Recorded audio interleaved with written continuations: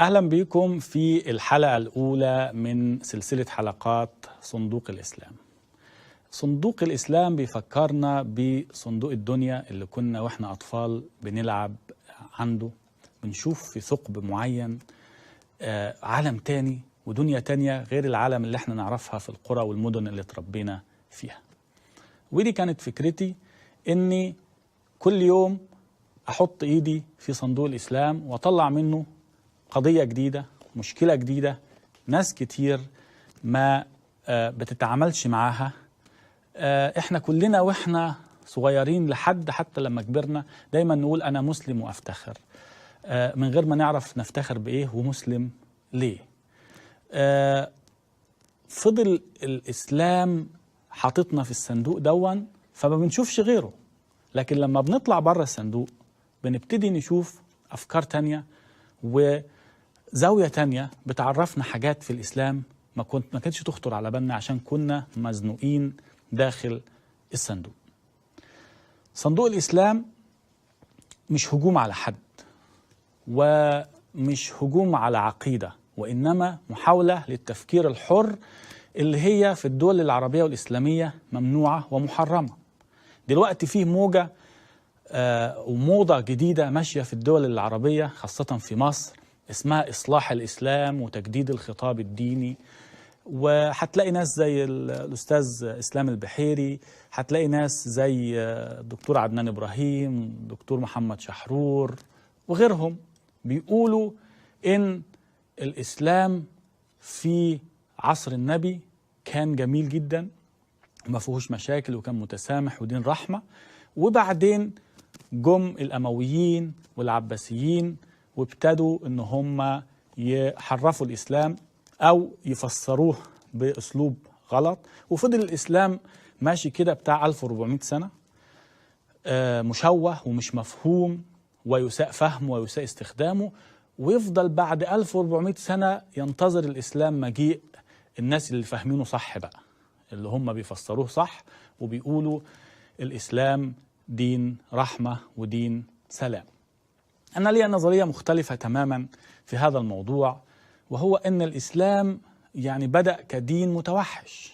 هو طبيعته كده في وسط الجزيرة العربية، مكة والمدينة كانت مدن لا تعد بأي مدنية أو أي حضارة أو أي ثقافة، وقبائل تجمعت وغزت الجزيرة العربية، وبعد كده ابتدت تغزو العالم كله.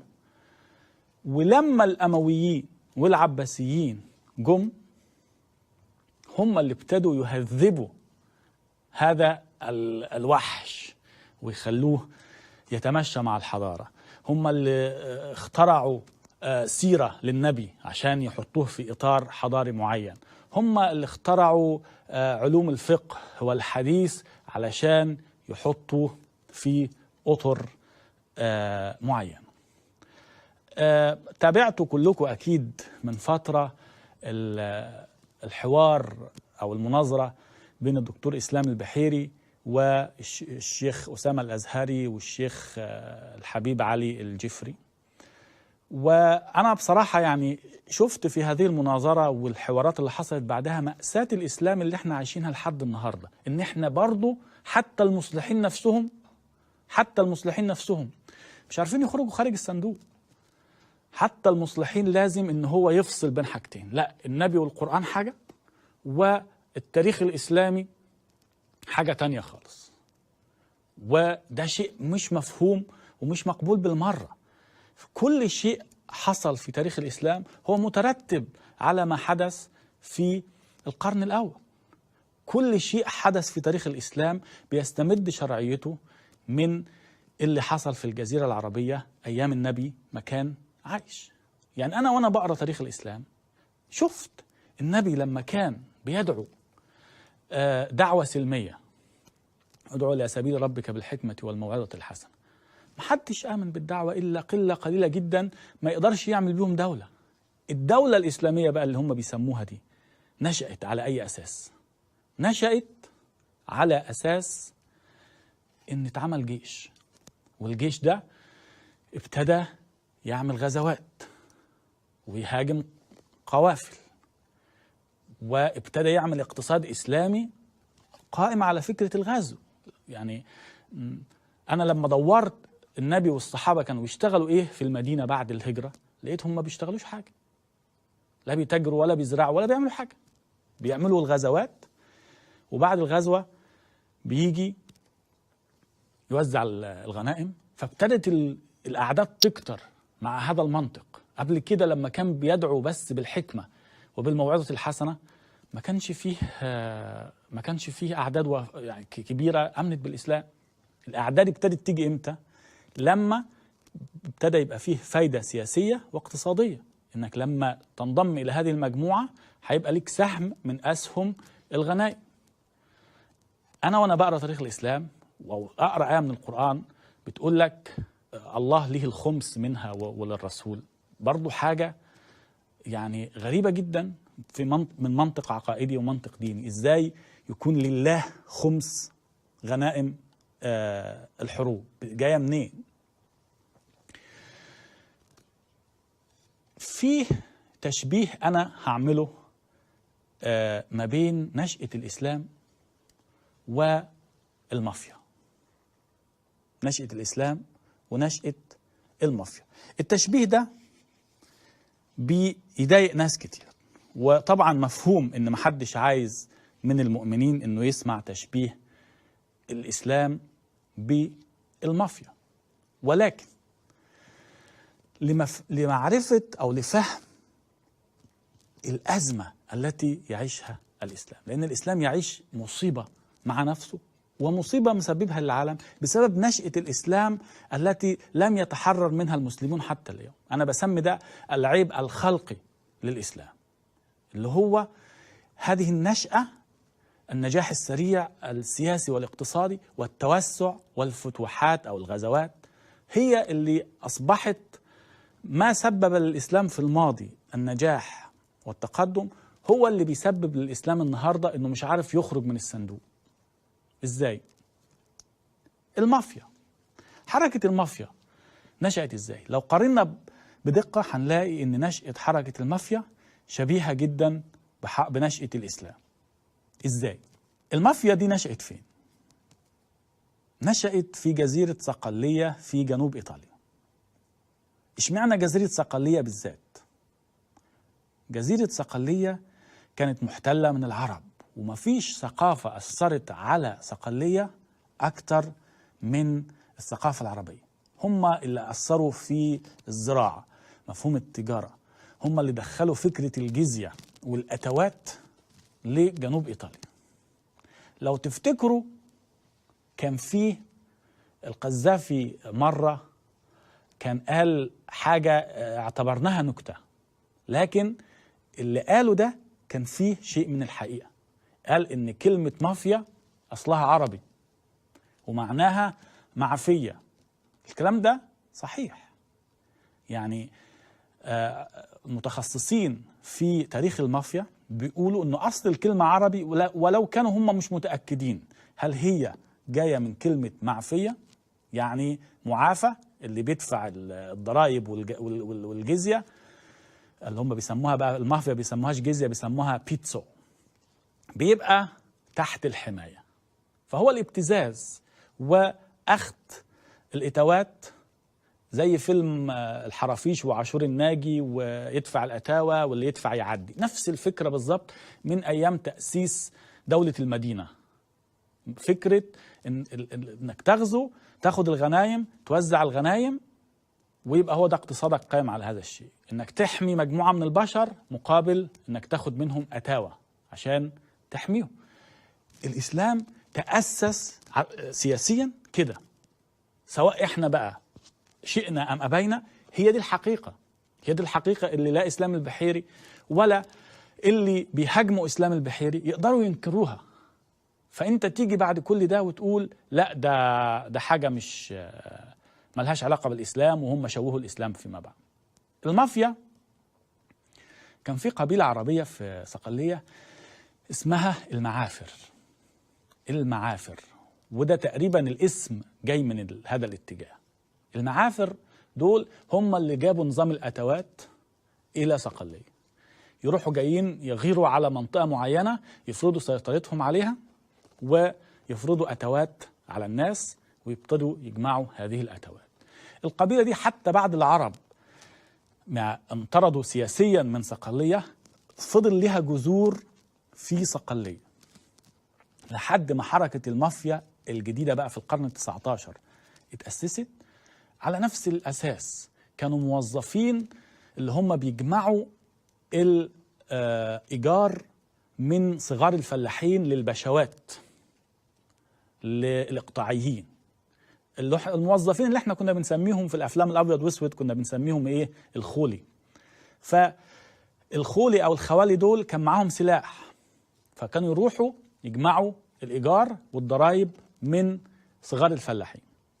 فجت فترة صقلية استقلت وكان في فوضى في الجزيرة.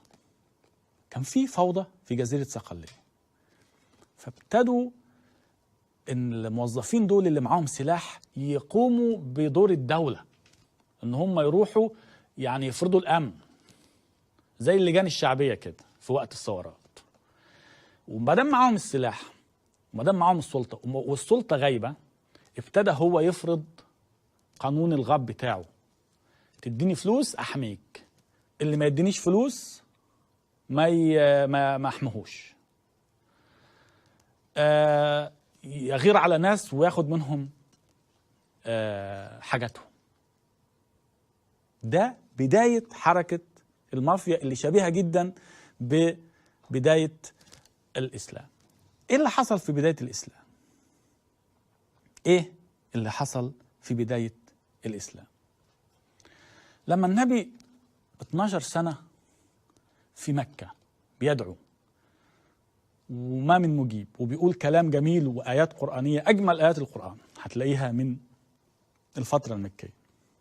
هتلاقيه بيدعو للتسامح، هتلاقيه بيقول للناس لكم دينكم ولي دين، ادعوا إلى سبيل ربك بالحكمة والموعظة الحسنة وأجادلهم بالتي هي أحسن. هتلاقيه لا يدعو إلى عنف أو إلى حرب. كلمة قتال أو حرب ما ظهرتش غير في المدينة. يعني كل المبادئ الجميلة الناس ما استجابتش ليها في مكة. لما انتقل وراح المدينة تغير كل شيء. ايه النقلة اللي حصلت؟ ده الشيء اللي ناس كتير بتحكي التاريخ بسرعة كده كأنها بتاكل أكلة سريعة وعايزة تبلعها بسرعة. لا، اهضم قبل ما تبلع. اهضم قبل ما تبلع. ايه اللي حصل اللي خلاهم يدخلون في دين الله أفواجا؟ ايه اللي حصل بالظبط؟ ايه النقلة اللي حصلت؟ النقلة انه كان في تحالف عسكري من نوع غريب جدا. احنا كلنا المعروف لنا في التاريخ هو ان الرسول تحالف مع الأوس والخزرج وأصلح بينهم وأسس دولة في المدينة. لا، قبل الأوس والخزرج ما يكون لهم دور كان فيه فرقة تانية النبي تحالف معاه، والكلام ده موجود في الكتب. الفرقة دي اسمها ايه بقى؟ فرقتين. فرقة اسمها الصعاليك. الصعاليك دول كان مجموعة من المجرمين وقطاعين الطرق اللي عايشين في جبل تهامة أو تهامة. المطاريد دول أو الصعاليك دول كانوا مطرودين من القبائل، شباب عادي من شباب القبائل، اللي يرتكب جريمة، اللي سرق شيء، اللي عمل فعل فاضح يعني أحرج القبيلة بتاعته أو أهان شرفها، فبيطردوه. فبيتجمعوا المطاريد دول في الجبل وبيبتدوا يكونوا مجموعات مسلحة ويروحوا يغيروا على القوافل، يغيروا على القبائل، يخطفوا نساء، يخطفوا أطفال، يبيعوهم عبيد، وعايشين على السطو وعلى الغنائم. لما هاجر النبي للمدينة أول شيء عملوا أنه كتب لهم رسالة يأمنهم: يا معشر الصعاليك، إن أنا منكم وأنتم مني، لو اتبعتم ديني وسندتوني كل شيء أنتم عملتوه، الدم اللي عليكم اللي سرقتوه كله حلال، بس تجوني وتبقوا جزء من دولتي الجديدة. هاجروا الصعاليك، وهو أول هجوم على القوافل كان من الصعاليك. ليه؟ لأن يهود المدينة كانوا ضد فكرة إنك تهاجم تستخدم المدينة للهجوم. احنا ندافع معاك عن المدينة، لكن انت ما تهاجمش من المدينة على قبائل تانية، لأن انت كده بتحرجنا. حتى الأوس والخزرج في البداية ما شاركوش في غزوة بدر، وما شاركوش في الهجمات اللي على القوافل قبل كده. فالصعاليك كانوا أساس النجاح. جاء بعد كده قبيلة اسمها قبيلة غفار بتاعت أبو ذر الغفاري أو أبو ذر الغفاري. القبيلة كلها كانت قطاع طرق، وهي القبيلة الوحيدة التي هاجرت عن بكرة أبيها. كلهم هاجروا من مكة من غفار إلى المدينة، كلهم استوطنوا في المدينة. ليه؟ اشمعنى القبيلة دي بالذات هي اللي هاجرت؟ لأن النبي عايزهم. النبي عايزهم عشان يقووا شوكته. ما هو عرف إن القبائل العربية صعب إن هي تبتدي تهاجم قريش، لأن عندها مصالح مع قريش. حتى الأوس والخزرج في البداية كان فيه نوع من الحرج. هو ورطهم فيما بعد بقى في الحروب، وخاصة بعد ما يبقى يعني نجح ابتدوا يساعدوه. لكن في البداية هم الصعاليك وقبيلة غفار اللي ابتدوا يخلوا للإسلام قيمة ووزن. وهكذا نشأ الاقتصاد الإسلامي، وظل هكذا قرون طويلة جدا. الاقتصاد الإسلامي قائم منذ بدايته على هذه الأفكار: السبي، السطو، تقسيم الغنائم، الجزية، بيع البشر. كلمة مؤذية جدا. أيوة، تجارة العبيد كانت من عصب الاقتصاد الإسلامي لحد الدولة العثمانية، لحد ما بعد تحرير العبيد في أمريكا أبراهام لينكولن، لما ابتدوا يعملوا مواثيق دولية لمنع تجارة العبيد. وهو ده الشيء على فكرة اللي أضر بالاقتصاد الإسلامي. لأن اللي متعود طول حياته، لو تفتكروا الكلام اللي قاله أبو إسحاق الحويني، قال لك إن إحنا ضعفنا من ساعة ما بطلنا نعمل غزوات على بلاد الكفر. وعنده حق فعلا، ما هو لأن اقتصادنا كله كان قائم على هذا الأساس، إنك تروح تسطو. هو كان يقول لك يعني تروح تسطو على بلد، تاخد لك راس راسين تبيعهم تفك بيهم أزمتك. هو كان الاقتصاد الإسلامي فعلا قائم على هذه الفكرة. ولما غابت إمكانية السطو والغزو والغنائم والسبي وبيع العبيد، اكتشفوا إن ما عندهمش حاجة يبيعوها للبشرية. الاقتصاد العالمي حاليا قائم على فكرة إنك بتبيع شيء البشرية محتاجاه. هو اللي بيسيطر على العالم النهاردة ما عادش اللي هو معاه سلاح أكتر، ولا اللي هو معاه ناس متوحشين وبيهجموا على القرى والقبائل. لا، اللي بيسيطر حاليا على العالم هو اللي عنده شيء بيبيعه للعالم. تلاقي أهم دول في العالم دلوقتي هي الدول اللي سايبة منتجات في بيتك. انت دور في بيتك، شوف ايه المنتج الأمريكي أو الألماني أو الياباني أو الصيني، هتعرف إن هي دي الدول القوية. فين المنتج السعودي اللي في بيتك؟ فين المنتج الباكستاني اللي في بيتك؟ فين المنتج المصري، المغربي، الشامي؟ مش هتلاقي. فهي دي الأزمة، وهي دي المشكلة، إن الإسلام نشأته كان فيها عيب خلقي.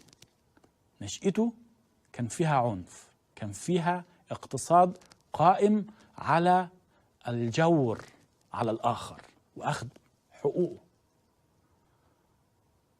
ولما هذه الأسباب غابت، لما البشرية تطورت وطورت اقتصادها وسياستها، ظل العالم الإسلامي محشور في الصندوق القديم بتاعه اللي بيقسم العالم لمؤمن وكافر، الصندوق اللي ما بيشوفش بره هذا الصندوق، الصندوق اللي شايف نفسه انه افضل مكان وافضل امه وخير امه اخرجت للناس. في الحلقه اللي جايه هنكمل المقارنه بين الاسلام والمافيا، واتمنى ان اللي بيسمعني ما ياخدش الموضوع بحساسيه شديده. انا واحد من الناس كنت في يوم من الايام بقول الحمد لله على نعمه الاسلام، لحد ما في مره وانا بعد ما قلت الكلمه دي سالت نفسي السؤال: انا بحمد ربنا على ايه بالظبط؟ ايه هي النعمه دي؟ مش قبل الانسان ما يحمد ربنا على نعمه يقول ايه هي النعمه دي؟ قبل الانسان ما يقول انا مسلم وافتخر، مش المفروض ان هو يسال نفسه يعني ايه مسلم؟ وافتخر بايه بالظبط؟ او ان العمليه كلها هي شيء نرجسي وخلاص، اي حاجه تسند الهويه وخلاص، زي عكازين الواحد شايلهم وماشي بيهم، وعشان مش لاقي غيرهم فهو يقول لك هو ده اجمل حاجه في الدنيا، والغرب حاقد علينا عشان احنا مسلمين. الغرب هيحقد علينا ليه؟ واللي بينتقد الاسلام مش بينتقده عشان خاطر ان هو غيران من انتاجاتك السياسيه والاقتصاديه وغيره. تابعونا الحلقه الجايه، هنتكلم عن الاسلام والمافيا في الجزء الثاني. اشوفكم على خير.